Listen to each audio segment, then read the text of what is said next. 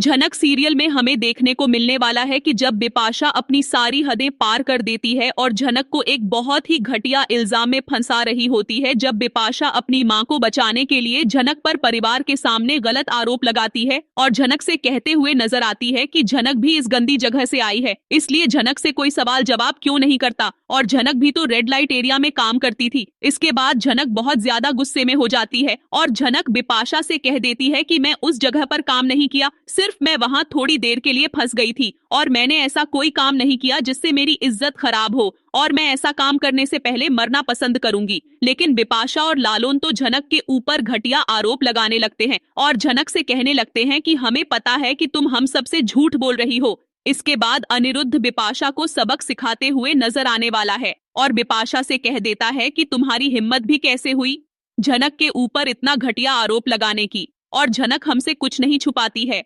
क्योंकि झनक तुम्हारी तरह लालची नहीं है। और साथ ही अनिरुद्ध गुस्से में आकर बिपाशा को घर से बाहर निकालने वाला है, जो देखकर सबके होश उड़ जाते हैं। और लालोन भी अनिरुद्ध का साथ देते हुए नजर आने वाला है। लालोन बिपाशा से कह देता है कि यह मेरा घर है और अब मैं तुम्हें 1 मिनट के लिए भी यहाँ पर नहीं रहने दूंगा, और अनिरुद्ध के साथ मिलकर बिपाशा का सामान घर से बाहर फेंक देता है।